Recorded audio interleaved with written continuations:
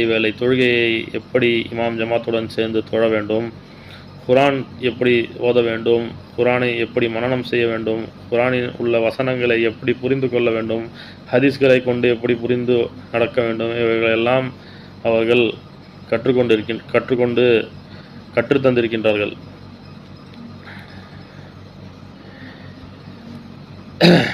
பிலால் ரலியல்லாஹு தஆலா அன்ஹு அவர்கள் நபிமார்களுடைய மிக பிடித்தமான நண்பராக இருந்தார்கள். அவர்கள் பாங்கு கூறும்பொழுது அவருடைய பாங்கை கேட்பதற்காகவே அனைத்து மக்களும் வந்து நின்று கொள்வார்கள். அவருடைய பாங்கு சத்தம், அந்த பாங்குடைய ஓசை மிகவும் அழகான வண்ணமாக இருந்திருக்கின்றது. அவர்களை குறைஷிகள் சுட்ட வெயிலில் வந்து சுடுகின்ற வெயிலில் அவர்களை கொடுமை செய்தார்கள், அவர்களை அடித்தார்கள், அவர்களை உடம்பில் துணி இல்லாமல் அவர்களை வெயிலுடைய அந்த சுடும் மணலில் போட்டு அவர்களை அடித்தார்கள்.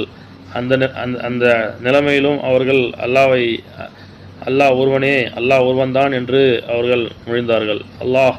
அல்லாஹு அஹத் என்று கூறினார்கள்.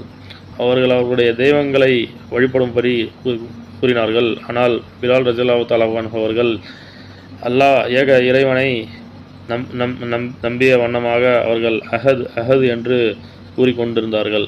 அந்த அடி வாங்கி கொண்டும் அவர்களுடைய மனம் மாறாமல் அல்லாஹ்வுடைய ஈமான் அவர்களுக்கு அதிகப்படியாக இருந்தது.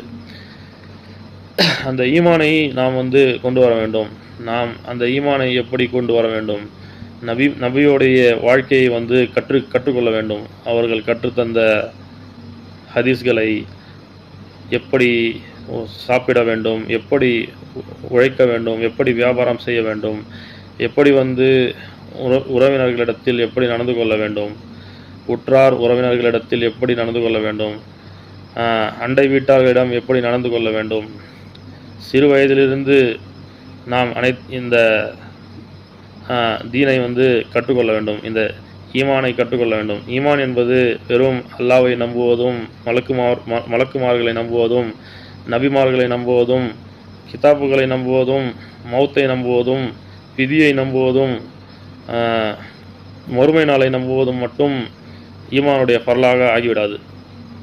ஈமானுடைய பரல் என்பது ஈமானுடைய ஷிஃபத்துகளை கடைபிடிக்க வேண்டும். ஈமானுடைய ஷிஃபத்துகள்